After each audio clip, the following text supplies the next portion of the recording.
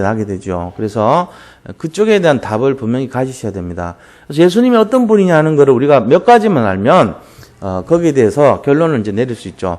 첫째로 예수님은 어떤 분이냐면은 우리 인생 모든 문제를 해결하신 분이에요. 해결하실 분이 아니고 해결하신 분이라니까요. 그러니까 하나님께서 이미 우리를 만세전에, 우리 태어나기도 전에, 우리를 태중에 지었기 전에, 우리가 이 땅에 오기 전에 벌써 우리가 올 거 알고 계시고 예정하셨어요. 우리 인생 여기서 살 동안에 몇 년 삽니까? 120년 살잖아요. 길어야 120년 사는 그 기간 동안 우리를 축복해 주시기 위해서 부르셨다는 것을 믿으시기 바랍니다. 이게 우리한테 대한 계획이에요. 그래서 저는요, 사실 목회자로서 요즘 어떤 마음이 자꾸 드냐면은 정말 내가 행복한 인생 맞구나. 나 너무 행복하구나. 왜냐면은 복음 속에 늘 살아가잖아요. 오늘 또 이렇게 현장 가가지고 말씀 나누고 왔는데 어떤 그 흑암의 역사를 보게 된 거예요. 실제로. 그리고 가는 곳마다 진짜로 우리 신분이 복의 근원이고 권세가 우리 자신들이 사람 살리는 사람이라는 거를 가는 곳마다 느끼잖아요. 우리가 뭐 사역을 많이 하고 적게 하고 그게 아니고 내가 현장을 살리는 그 사람이라는 딱 확신이 드니까 막 그 만나고 싶어지고 현장을 자꾸 사모하고 거기 있는 사람들의 영적인 상태가 이렇게 내가 도움을 좀 드리고 싶고 그런 마음이 막 간절한 거예요, 사실은. 그래서 오늘 또 이렇게 가면서 또 이제 오포를 가는데 그 송유진 집사님이 같이 가요. 그래가지고 이제 아까 그 아기 데리고 오니까 우리 이제 지금 깐난쟁이 요번 10월 4일이 돌이거든요. 그래가지고 이 아기 맨날 이렇게 포대기 하고 그러는데 이제 앞에 앞자리 앉거든요. 그 보호를 해줘야 되잖아요. 그래서 이제 차를 천천히 가면서 많은 대화를 합니다. 대화하는데 그게 제가 보니까 일부러 우리 집사님이 그 오포 자기 시어머니 집에 갈 때는 자기가 가겠다고, 우리 김진 권사님은 이제 바빠요. 따블이 되니까 본인이 자원해가지고 내가 다 하겠습니다. 어머니가 혼자 있을 때도 있고 아버님하고 둘이 있을 때도 있고 이제 일 나가시니까 이제 그렇게 되니까 제가 그 어머님하고 혼자 이렇게 1대1 다락방 하기가 좀 그렇잖아요. 그 남자하고 여자가 1대1 다락방 하는 거는 안 좋아요, 사실은. 그래서 가능하면은 이성끼리는 안 하는 걸 제가 원칙으로 얘기를 다 해놨어요. 교육자분들도 참고하시라 그랬어요. 진짜로 이거는 별건 아닌 건데 이 원리는 지켜주는 게 좋아요. 그래서 제가 거기를 혼자 가기가 좀 그렇잖아요. 시어머님, 하고 뭐 이렇게 저가지만 그래도 그래서 이제 송유진 집사님이, 좀 일부러 끼어들어서 같이 가는 거예요. 그래서 3명 될 때도 있고 4명 될 때도 있고 이렇게 하는데 오늘도 거기 가니까 그 말씀 하시는 거예요. 그 영적인 사실에 대해서 이분들이요, 알고 있더란 말이에요. 제가 얘기를 하니까. 어머님, 시어머님이 그걸 아주 명확하게 알고 있어요. 그러면서 맞다는 거예요. 영적인 그것이 실제적으로 맞고 자기는 그게 믿어지고 정말로 그렇게 얘기한다. 그러니까는 그 현장에 가가지고 그분들 속에 영적인 서로 대화가 통하고 중심이 통하고 이런 내용들이 통하면은 그게 벌써 이렇게 회복이 되고 치유되는 거거든요. 그분 마음속에 이게 예수님이 믿어져야 되잖아요. 그 새 가족인데 얼마 온지도 안 되는 분인데 아무리 제가 무슨 좋은 메시지를 한들 그게 믿어지지 않는데 통하겠어요? 근데 이제 그게 되니까 거기 가서 현장 속에서 제가 이제 그 오포 가면은 딱 1시간, 2시간 걸려요. 근데 너무 좋은 거예요. 그 현장 갈 때마다. 하면은 어머님이 영적인 사실을 조금씩 이해하고 그거는 제가 어머님 살리는 게 아니고 이 가문 전체를 살린다는 그런 마음이 생기는 거예요. 그러니까 현장을 볼 때 그분 한 분이 아니고 가문 밑에 얼마나 많은 사람들이 있습니까, 앞으로. 그러니까 지혜라는 우리 이 손자 얘기를 하시더라고, 아까도. 지혜가 요번에 자기, 친할아버지한테 가가지고, 지금 지혜가 비전스쿨 다니거든요.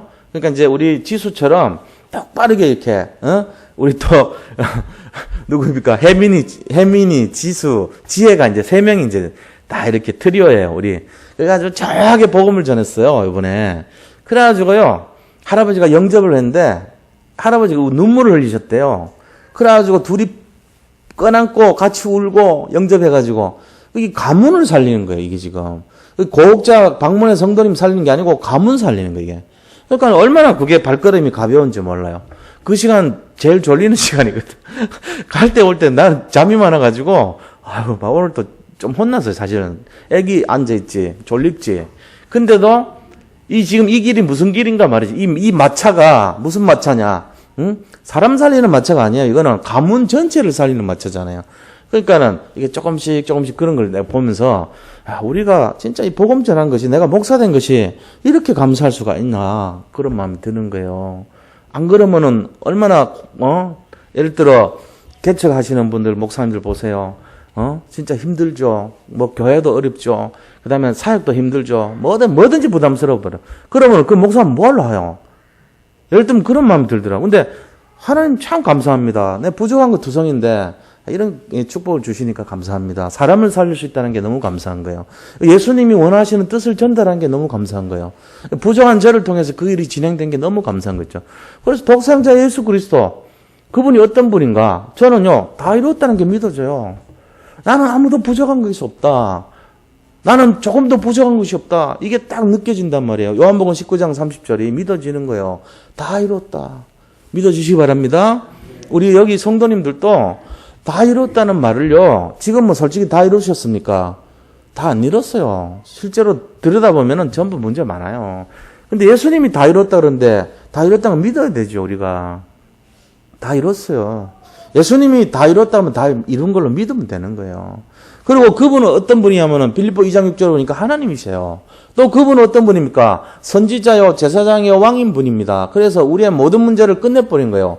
제 문제, 사단 문제, 하나님 떠나서 이 세 가지 문제, 근본적인 문제를 완전히 끝내버린 분이고, 그분은 요한복음 3장 16절 보니까 우리를 믿는 자마다 영생 주는 구원자신 거예요. 그러니까 요 네 가지가 굉장히 기본적이고 간단한데, 이게 바로 우리 인생에 그리스도 아는 지식이 되면 돼요. 지혜가 되면 돼요. 이래가지고 그걸 머리 담고, 나는 문제없는 사람이야. 나는 복의 근원이야. 나는 사람 살리는 사람이야. 이거 딱 잡고 사시면 돼요. 그게 응답이라니까요. 그래가지고 요번 주 현장을 갔는데 개업하는데 가니까 우리 이제 그 개업하시는 자매님이 그런 간증을 하더라고. 아유, 목사님, 이 개업하는데 여기 오니까 이 주방에 일하시는 그 주방 전체 책임자인데 굉장히 나를 어렵게 만들고 힘들게 하더래요. 그래가지고 제가 이제 얘기한 것 중에 기억나기를, 자기 힘들게 하는 사람 기도해 주라 그랬던 게 생각이 나가지고 한 달 동안 계속 기도했대요. 그랬더니 놀라운 사실이, 그 사람이 와가지고 자기한테 와가지고 먼저 말을 걸더래. 할 때마다 막 자기를 막 무시하고, 할 때마다 자기를 막 힘들게 하고, 할 때마다 반대하고 했던 그 사람이 싹 바뀌어가지고 와서 자기를 막 도와주고, 자기를 막 도와주려고 그러고 힘주고 그렇더란 거예요. 그러면서 제 마음이 처음에 너무 힘들었는데 그 기도를 하고부터 제가 미움이 없어졌대요.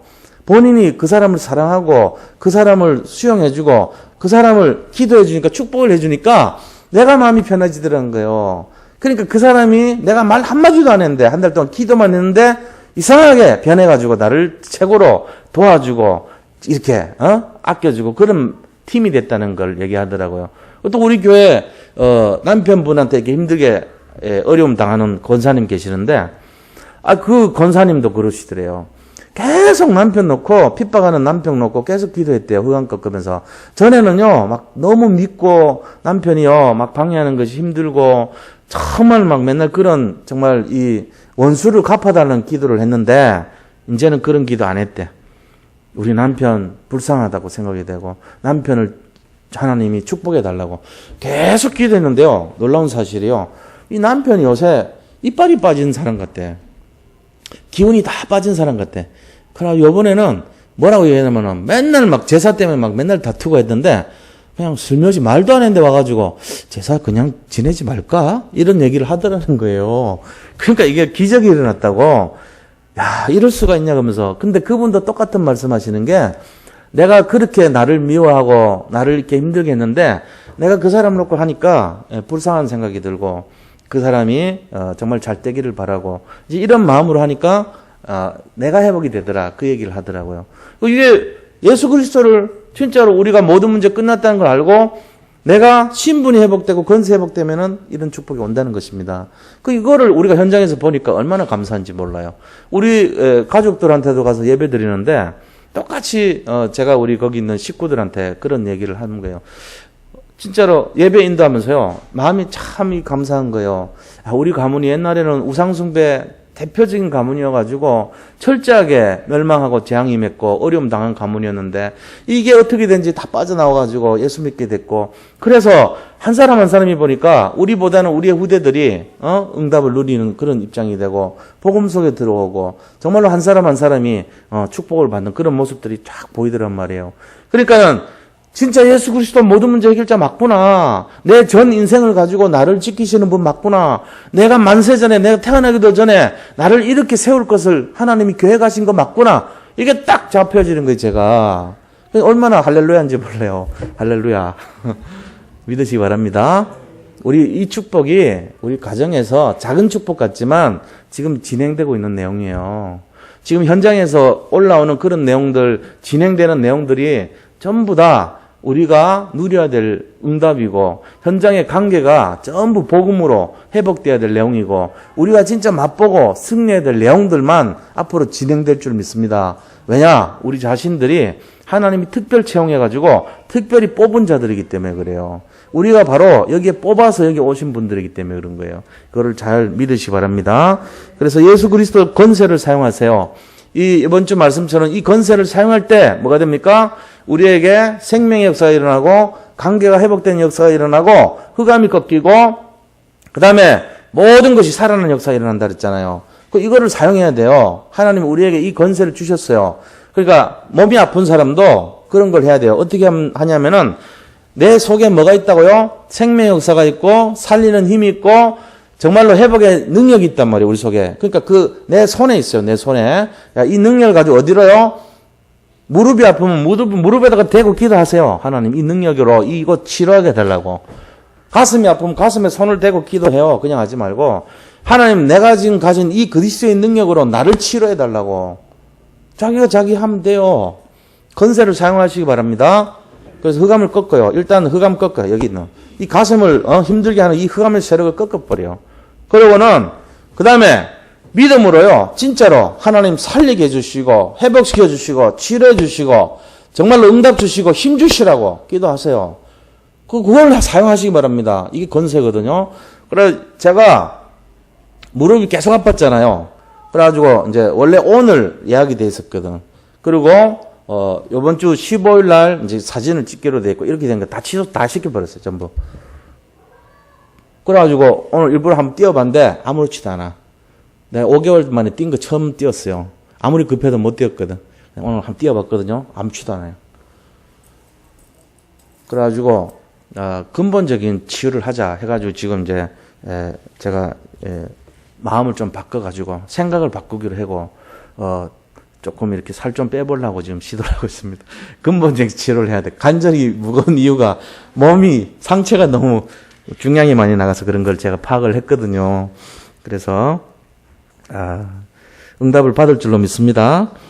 하여튼 우리가요 진짜 예수 생명 갖고 있기 때문에 도전하시기 바랍니다. 그래가지고 한번 진짜 응답을 맛보시면 좋겠어요.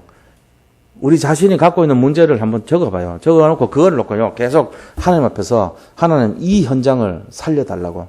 내가 나를 살리라고 하는데 뭐 그런 기도하지 말란 적 없잖아요. 내가 지금 안 되는 거 모든 문제 해결자 그리스도인데 이 현장 살려달라고 기도하세요. 그렇게 하면은 우리는 모릅니다. 그리고 잊어버려도요 나중에 열어보면 하나님 하시는 걸 보게 돼요. 그걸 봐야 돼요. 하나님이 하시는 걸 보는 사람이 진짜 응답이에요. 내가 하는 거를 보면은 결국 안 돼요. 그러니까 하나님 하신 거 봐야 돼요. 하나님 하신 거를 정말로 믿음으로 결단한 분들이 여기 모인 분인 줄 믿습니다. 그게 맞는 거예요. 그래서 오늘 이 밤에도 이따 기도하실 때 정말로 나의 응답이 중요하잖아요. 나의 복음 가지고 나의 응답, 나를 살리는 힘 얻는 제일 축복을 기도하셔야 됩니다. 내가 먼저 살아나야지 남을 살릴 거 아닙니까? 내가 맨날 힘든데 남을 어떻게 살립니까? 내 문제가 지금 너무 많은데. 그러니까 하나님 이 문제가 왜 내가 짊어져야 됩니까? 하나님이 맡아주세요 하면서요. 내가 나의 힘을 얻고 나의 해답을 얻고 나의 응답을 얻는 그런 밤 되기를 바랍니다. 자, 그래서 본론으로 오늘 들어가면요. 이사야서 5장에서는 뭘 얘기하냐면은 오늘 1절부터 쭉 보면은 1절에서 7절 말씀까지가 유다의 영적 상태를 나타내고 있는 거예요, 지금. 첫째로 유다의 영적 상태가 어떤 걸로 비유를 했냐면은 작은 첫 번째로 포도원의 비유로 들었습니다. 포도원 비유. 이 포도원 비유라는 거는 뭔 말이냐면은 하나님께서 아주 좋은 상품의 포도나무를 심었어요. 새 상품의 포도나무를 심어가지고 그 포도 열매를 얻기 위해서 나무를 심은 거예요. 포도원에다가. 이 포도나무가 누구냐면 유다예요, 바로. 유다를 하나님이 이 지구상에서 제일 축복해가지고 제일 좋은 포도나무로 포도원에다가 심었어요. 근데 이 유다가 좋은 열매를 내야 될 거 아닙니까? 그래서 정말 제자의 삶을 살고 열매를 맺고 그것이 씨앗이 퍼뜨려져서 확산이 되고 이렇게 돼야 될 걸로 이제 기대를 했는데요. 그런데 하나님이 원하신 그 좋은 포도 맺기를 원했지만 오늘 본문 보니까 2절에 보니까 땅을 파서 돌을 제하고 극상품 포도나무를 심었다. 그 중에 망대를 세웠고 그 안에 술틀을 팠다. 좋은 포도 맺기를 바랐더니 들포도를 맺었구나. 들포도가 돼버린 거예요. 유다가 좋은 포도 열매를 맺기를 위해서 딱 했는데 들포도가 돼가지고 상품 가치가 없고 맛이 없고 크기가 작고 이 집틀을 포도주를 못 만들 만큼 형편없는 포도나무가 열린 거예요. 그러니까는 들포도가 돼가지고 이게 결국 뭔 말이냐면은 우상숭배해가지고 하나님을 기뻐하는 그런 포도가 아니고 원망과 불평과 재앙과 저주를 불어들이는 들포도가 돼버렸다는 거예요. 이게 지금 이스라엘의 영적 상태를 말합니다. 유다의 영적 상태를 말합니다. 그 들포도는 죄악의 열매라고 말했습니다. 그래서 3절에 보니까 이 타락된 영적 상태를 보고 예수님이 경고를 하는데, 하나님이 경고하는데, 예루살렘 주민과 유다 사람들아 구하노니 이제 나와 내 포도원 사이에서 사리를 판단하라. 너희가 있는 모습을 보고 내가 원하는 뜻 안에서 너희들의 상태를 파악하라는 거예요. 사리를 분별하는 거예요. 지금 너희가 내가 원하는 거는 정말로 최고의 극상품 포도나무를 심어서 좋은 열매를 맺기를 원했는데 너희들이 지금 현실의 모습은 어떤 거냐? 들포도 아니냐? 우상숭배하고 정말 다른 이방인의 풍속을 쫓고 가나안의 풍속을 쫓고 바알신을 섬기고 아세라를 섬기고 그런 잘못된 걸로 가고 있지 않냐? 지금 이걸 얘기하고 있는 거예요. 그래서 우리의 상태를 파악하라. 사리를 판단하라. 그렇게 얘기합니다. 그래서 한탄하는 말씀이 4절에 보니까 내가 내 포도원을 위하여 행한 것 외에 무엇을 더할 것이 있으라. 내가 너희들한테 기도하는 거 말고 뭘 원하겠냐. 내 하나님의 관심은 너희들밖에 없다 이거예요 지금. 온통 너희들한테 집중을 했건만 내가 좋은 포도 맺기를 기다렸거늘 들포도를 맺으면 어찌 됨인고. 왜 너희가 그렇게 사냐. 이제 이렇게 얘기하고 있는 거예요 지금. 자, 그게 뭐냐 하면은 바로 7절에 무릇 만군의 여호와의 포도원은 이스라엘 족속이요 그가 기뻐하시는 나무는 유다 사람이라. 다시 말하면 이 포도원 전체가 유다요 이스라엘을 상징한다는 거예요. 그런데 그들에게 정의를 바라셨더니 도리어 포악이요 그들에게 공의를 바라셨더니 도리어 부르짖음이었도다. 막 재앙이 임해가지고 막 부르짖는 거예요. 형편없이 돼버린 거예요. 이런 상태를 이스라엘의 영적 상태라 이렇게 볼 수 있죠. 자, 그러면은 두 번째는 왜 이런 영적 상태가 왔냐는 거예요. 영적 상태가 이렇게 타락한 이유. 두 번째. 타락의 이유를 알아야 될 거 아닙니까? 왜 이렇게 됐냐는 거예요. 그게 이제 8절부터 23절까지 나오는 내용이에요. 8절에서 23절 말씀이 전부 다 이스라엘의 타락의 이유를 말하고 있습니다. 첫째 이유가 뭐냐면 8절로 10절 말씀이에요. 뭐냐면은 토지를 빼앗아가지고 거기에 온 마음을 주는 자들은 화가 있다는 거예요. 그래서 가옥에 가옥을 이으며 전투에 전투를 더하여 빈틈이 없도록 하고 이 땅 가운데 홀로 거주하려 하는 자들은 화 있다는 거예요. 집을 잔뜩 지어놓고 건물을 잔뜩 지어놓고 화려하게 꾸며놓고 그거를 전부 자기가 혼자 독차지하려고 하는 이 욕심쟁이들은 화가 있다 이 말이에요. 우리의 소원은 부자 되는 거잖아요. 하나님이 지금 말씀하신 거 보면은 너희들 혼자서 막 모든 걸 차지하려는 그만 버리라는 거 얘기하고 있어요 지금. 그럼 화가 있다는 거예요. 그런데 그 화가 어떻게 나타나냐면요. 9절 10절 보세요. 만군의 여호와께서 내게 말씀하시되 정령 허다한 가옥이 항폐하리니 크고 아름다울지라도 거주할 자가 없다는 거예요. 아무리 화려하게 짓고 크게 지어도 못 산다는 거예요. 너희가 차지를 못 한다는 거예요. 너희들 마음대로 살고 그렇게 하는 게 아니라는 거예요. 허무하다는 거죠 결국은. 그러면서 10절 보니까 열흘 가리 포도원에 겨우 포도주 한 바트가 나겠고 한 호멜의 종자를 뿌려도 간신히 한 에바가 나리라. 한 오멜은요, 15에바를 한 호멜이라고 그래요. 10리터의 씨앗을, 10kg의 씨앗을 뿌렸어요, 밭에. 포도밭에 10kg의 뭐를 뿌렸어. 근데 종자가 1kg 나온대. 이게 됩니까, 말이? 1kg 뿌렸는데 10kg 나야 말이 되잖아요. 그런데 지금 얼마나 재앙을 받았던지, 우리가 온통 땅에다가 마음을 뺏기고, 욕심을 부리고 이런 삶은 결과가 우리가 10kg 심었는데 1kg 나는 그런 장사하는 거예요, 지금. 그런 밭이 돼버린다는 거예요. 얼마나 힘듭니까, 이게. 지금 그런 재앙이 온다. 이 첫 번째가 뭐죠? 우리의 탐심을 말합니다. 탐욕이 얼마나 우리를 황폐케 시키는가를 경고하고 있는 거예요.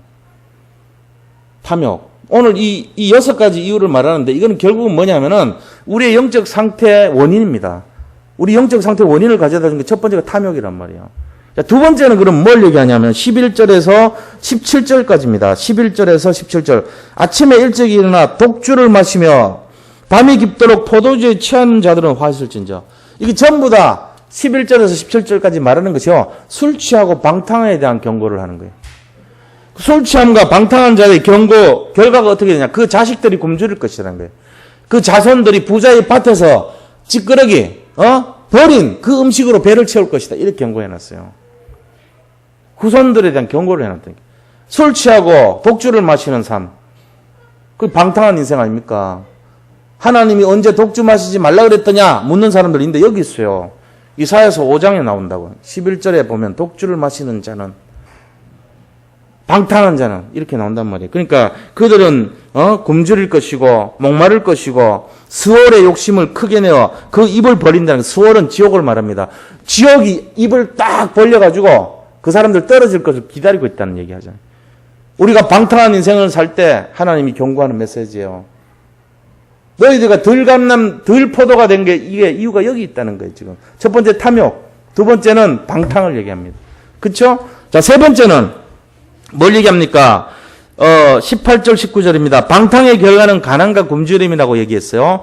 그 다음에 세 번째는 18절, 19절 보니까 거짓으로 끈을 삼아 제약을 끌며 술의 줄로 함같이 제약을 끄는 자는 화 있을진저. 그러니까 거짓으로 전부 범죄하는 범죄자에 대한 경고를 말해요. 범죄. 거짓으로 너희가 마음대로 이렇게 줄을 끌어들이는 것처럼 술의 줄로 함같이 죄악을 끊는다는 거예요. 수레를 끄는 것처럼 죄악의 수레를 내가 마음대로 끌고 가는 사람. 그게 바로 범죄자예요. 내가 범죄하는 것이 이 리어카 뒤에 이 범죄의 이 행위가 있는데 그거를 끌고 가는 거하고 똑같다는 거예요. 그게 범죄자예요. 범죄자에게 주는 화. 그건 뭡니까? 그것이 바로 덜 포도가 된 이유라 그런 거예요. 세 번째. 첫 번째는 탐욕이요. 두 번째는 방탕이요. 세 번째는 죄악을 짓는 거 범죄란 말이에요, 지금. 거기에 대한 경고를 하면서 무거운 짐을 운반하는 것을 비유를 합니다. 네 번째는 20절을 말합니다. 20절을 보면은 악을 선하다 하며 선을 악하다 하며 흑암으로 강명을 삼고 강명으로 흑암을 삼으며 쓴 것으로 단 것을 삼고 단 것으로 쓴 것을 삼는 자는 화가 있다는 거예요. 이게 뭔 말입니까? 사기치는 사람. 정당한 것을 왜곡시키는 사람. 틀린 거는 틀리다고 맞으면 맞다고 해야 되는데 틀린 것을 맞다고 맞는 걸 틀리다고 왜곡시키는 사람은 화가 있다는 거예요. 이건 네 번째입니다. 그러니까 선악 구분을 불분명하게 하는 죄예요. 이게 바로.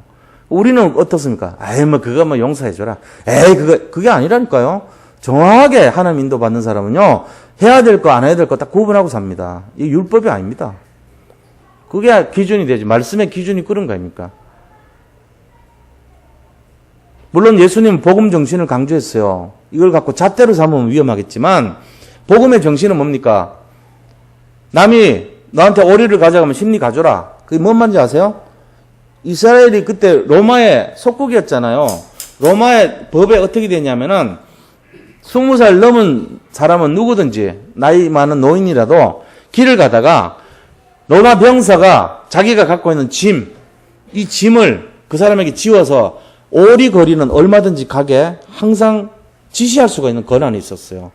로마의 병사들은 길 가다가 이게 배낭이 무겁잖아요. 그럼 이렇게 불러요. 청년 일로 와봐.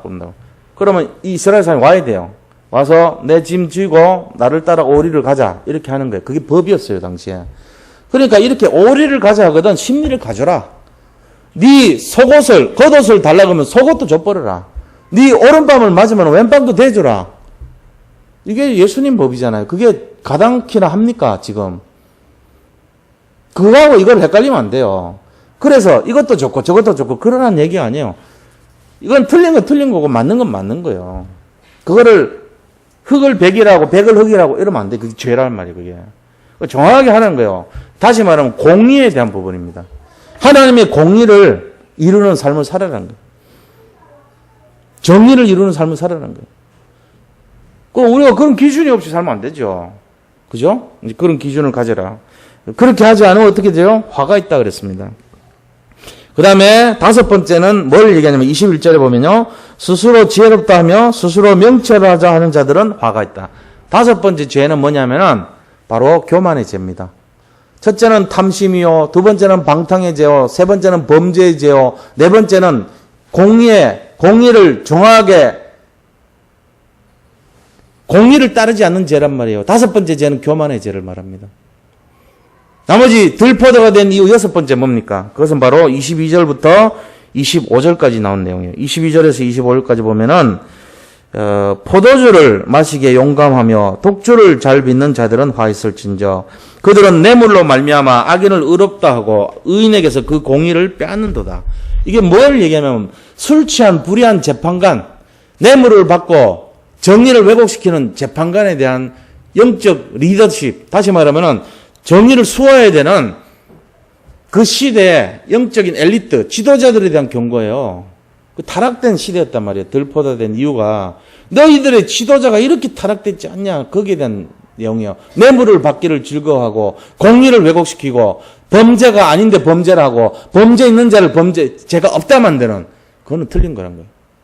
이게 하나님이 말씀하신 내용입니다. 이 여섯 가지가 너희들이 최상급으로 내가 너희들을 믿고 포도나무를 심었는데 어떻게 열매도 맺지 않고 그렇게 들포도가 돼버렸느냐. 이유가 여섯 가지 이게. 우리가 한번 생각해 보셔야 돼요. 이게 지금 윤리 도덕 얘기가 아닙니다. 이게 뭔 말입니까? 그리스도 얘기입니다. 그리스도의 복음의 정신, 복음의 중심, 복음의 내용이 이런 내용이란 말이에요. 결국은. 이것이 우리가 삶 속에서 나름대로 복음적인 내용을 가지고 가야 되는 내용의 기준이란 말이에요. 자, 그러면 세 번째는요. 이렇게 됐을 때 오는 결과가 뭡니까? 이런 모습으로 살아서 들포도가 됐을 때 오는 결과가 어떤 거죠? 재앙시대입니다. 세 번째 재앙시대를 막아야 돼요. 근데 재앙시대가 와버려요. 지금 그거를 경고하고 있는 거예요. 26절부터 30절까지가 재앙시대를 말하고 있는 거예요. 재앙이 와버려요. 탐욕을 부리고 교만을 부리고 범죄를 인삼고 술 취하고 방탕하고 그 다음에 공의를 왜곡시키고 뇌물을 받고 지도자들이 타락했을 때 그 나라가 어떻게 돼요? 재앙이 와요. 다시 말하면 복음이 사라진 시대 재앙이 온다는 얘기예요. 어떤 재앙이 옵니까? 바로 아수르와 바벨론과 로마가 침공을 해서 그들이 해오리 바람같이 암사자같이 정말로 또 그들이 바다 물결 소리같이 백성을 향하여 부르짖는다 그랬어요. 암사자같이 바다 소리같이 그 다음에 완전히 해오리 바람같이 그들이 달려올 것이다. 그래서 26절 보니까 또 그가 깃발을 세우시고 기치를 세우시고 먼 나라들을 불러 땅끝에서부터 자기에게로 오게 하실 것이라. 이게 이제 외적이 침공하게 만든다는 거예요. 하나님이 진노해서. 보라 그들이 빨리 달려올 것이로되 그 중에 곤핍하여 넘어지는 자도 없을 것이고 이 적군들이 얼마나 센지 피곤한 사람이 없다는 거예요. 조는 자나 자는 자도 없을 것이고 그들의 허리띠는 풀리지 않고 그들의 신발끈은 끊어지지 않고 완전히 막 그들은 확 무장해가지고 오직 이스라엘을 죽이기 위해서 완전히 정신적으로 하나가 된 그런 상태를 말하고 있어요. 지금. 그게 아수르고 바벨론이고 로마라는 말이에요. 그게 포로되고 속국되고 노예돼 버렸어요. 우리를 잡으려고 우는 사자같이 산길자를 찾아 두루다니는 사자, 이 마귀를 표현하고 있잖아요. 바로 재앙시대 그게. 자, 우리 이 세 가지를 보면서 오늘 첫째 말은 이스라엘의 영적 상태가 뭡니까? 우리가 한번 살펴봐야 돼요. 내가 지금 뭘 보고 있습니까? 내가 나의 영적 상태가 어떤 겁니까? 하나님이 만세전에 우리를 불러서 이 시대 살릴 자로 우리를 복의 근원으로 불렀어요. 그래서 심었는데 우리는 뭘 보고 있습니까? 우리는 세상의 우상을 바라보고 현상을 바라보고 현장을 세상을 바라보고 정말로 하나님의 뜻을 왜곡시키고 들포도나무가 돼버린 거예요. 이유가 뭐죠? 탐욕과 교만과 탐심과 그 다음에 방탕과 그 다음에 술 취함과 그 다음에 뇌물을 받은 그런 지도자들의 상태가 돼버렸어요. 그래서 공의를 왜곡시키고 정의를 없애버리고 복음을 없애버리고 이런 상태가 된 거예요. 그 결과가 어떻게 되었냐고요? 하나님께서 외적을 들어오게 하는데 그들이 정말로 무장해가지고 아수르를 보낼 것이고 바벨론을 보낼 것이고 로마를 보내서 우리가 속국되고 포로되고 노예되게 만들겠다는 거예요. 그런데 그들이 얼마나 무섭던지 하나님 보실 때 혀울이 바람 같고 암사자 같고 정말로 이 완전히 우리를 무너뜨릴 수밖에 없는 그런 부러지는 암사자, 그 다음에 바다 물결같이 정말로 그런 흑암의 고난이 임하는 어려움을 당하는 그런 역사가 일어난다는 거예요. 자, 그럼 우리가 이 심판의 때를 바라보면서 우리가 뭘 준비해야 됩니까? 그게 결론이에요. 결론. 오늘 말씀의 결론이 뭐냐? 깨어 있어야 돼요. 깨어 있어야 됩니다. 제가 여기서 뭘 얘기합니까? 사람 살리는 것밖에. 여기서 오늘 오신 분들 한 분 한 분을 살리는 것 외에는 저는 할 말이 없어요. 일어나시기 바랍니다. 우리를 죽이려고 호시탐탐 노리는 저 외적의 세력들, 우리의 영적 상태 부응해가지고 나의 지금 모든 현장을 어렵게 만들려고 하는 저 흑암의 세력을요, 어떻게 해요? 기도와 말씀으로 무장해가지고 꺾어야 돼요. 우리가 할 수 있는 건 성령의 도우심밖에 없어요. 내가 하지 마시고 하나님께 부르짖어야 됩니다. 말씀 잡고 기도하셔야 돼요. 강단 말씀 잡고 정말로 주님 바라보시기 바랍니다. 말씀의 흐름을 잡고 그 말씀이 성취될 수 있도록 오직 주님 바라보시면 됩니다. 그 성령 역사를 의지하는 삶이 돼야 돼요. 내가 하면 안 돼요. 하나님 하셔야 됩니다. 그래서 깨어 있어야 됩니다. 복음으로 무장해야 됩니다. 영적으로 무장시켜야 돼요, 우리를.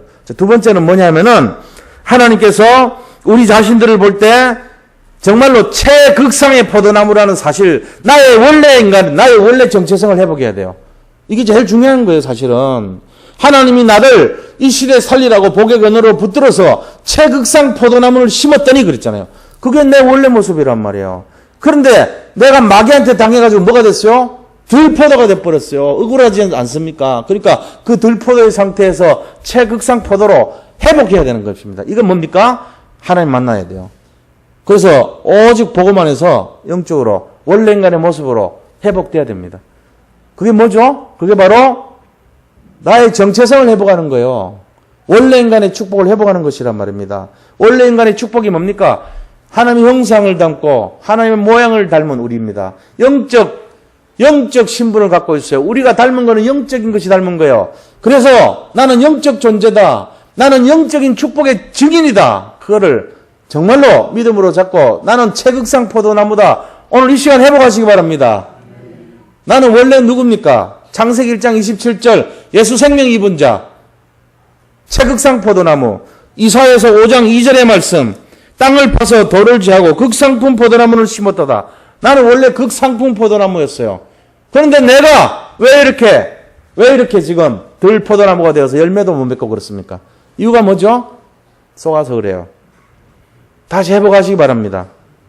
그럼 회복하는데 어떻게 해야 회복됩니까? 믿으면 돼요. 예수 믿으면 돼요. 예수를 믿고 있는데 어떡합니까? 기다리시면 됩니다.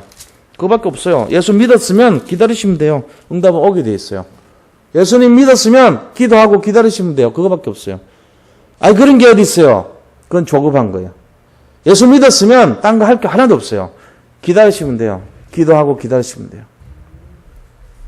그래서 이거를 가지고 우리 자신들의 정체성을 회복해야 된다. 그럼 세 번째 뭐죠? 우리가 원래 하나님께서 우리에게 기대하셨던 사명 회복해야 됩니다. 그 사명이 뭐죠? 열매를 많이 맺는 인생이에요. 최극상 포도나무가 돼서 이 땅에서 많은 열매를 맺고 응답을 누리고 이게 하나님 원하신 뜻이란 말이에요. 다 뺏겠단 말이에요, 지금. 우리의 탐욕과 우리의 교만과 우리의 방탕과 우리가 정의를 왜곡시키고 우리가 지도자들이 뭔가 술 취해가지고 뇌물 받고 이런 거 하다 보니까 들포도나무가 됐다 그랬잖아요. 그러니까 다시 돌아가려면 어떻게 해야 돼요? 내가 원래 인간이 받은 정상적인 축복으로 회복해야 돼. 그게 뭐요? 열매를 맺는 인생. 정말로 하나님께 영광을 돌리는 인생. 하나님 오직 예수 대해서 주님을 바라보는 인생. 그것이 돼야 된단 말이에요. 그게 뭐죠? 전도자의 삶입니다. 그게 바로 열매 맺는 인생, 전도자의 삶입니다. 자, 따라 하시기 바랍니다. 나는 복의 근원입니다. 나로 말미암아 모든 사람이 살아난 역사를 보게 하옵소서. 이게 복의 근원이에요. 그러니까 전도자의 삶이라는 게 딴 게 아니고 이거란 말이에요. 그러니까 나 때문에 모든 사람이 천하 만민이 복을 얻을 것이라 했잖아요. 그러니까 내가 뭔가를 알아야 돼요. 나는 체극상 포도나무다. 나로 말미암아 열매를 맺는 인생이 되게 해주십시오. 이거 얘기하고 있는 거죠. 지금. 이사야서 5장의 주제가 뭘까요? 원래 인간의 이거를 회복하라는 거예요. 뭐를 막아서요? 네가 그렇게 들포도가 된 그거를 다 막아라는 거예요. 탐욕을 버리고 우상을 버리고 정말로 교만을 버리고 그 다음에 정의를 회복시키는 걸 버리고 그 다음 뭐요? 뇌물을 버리고 뇌물 받는 그 자세를 버리고 이제 말하자면 그런 거 아닙니까? 그렇게 해서 범죄를 버리고 이 6가지를 뭐라 말하자면은 복음 정신을 놓친 거예요, 바로. 이거 복음 정신을 회복하라는 얘기잖아요. 그렇게 해서 뭐라고요? 내 진짜 원래 정체성과 내가 원래 사명을 회복하라는 거예요. 원래 정체성이 뭔데요? 내가 복의 근원이란 거죠, 뭐. 원래 사명이 뭔데요? 내 때문에 사람들 다 살아나는 걸 말하는 것입니다. 오늘 이 밤에 이 축복 누리시기 바랍니다. 저는요, 우리 성도님들 한 분 한 분이 참 귀합니다. 여기 계신 분들 전부 다 저는 제가 할 수만 있다면 살리는 그런 말씀밖에 드릴 게 없어요. 그걸 아셔야 돼, 그 진심을. 제가 누구를 뭐 깨닫게 하려고 그런 게 아니에요. 저 자신도 못 깨닫는데 무슨 남을 얘기합니까? 제가 앞가림도 못하는 목사인데 뭘 남한테 뭘 강조를 합니까? 그런 게 아니에요. 내가 해야 될 걸 가지고 그거를 전달하는 거예요, 저는. 근데 살리기를 원해서 전하는 거예요. 저도 그렇게 되고 싶어서 똑같은 말씀이에요. 아셨죠? 여기 계신 오늘 이 밤에 진짜 주의 성령으로 응답받고 누리고 최고로 축복받는 그 일이 시작되기를 축원드립니다.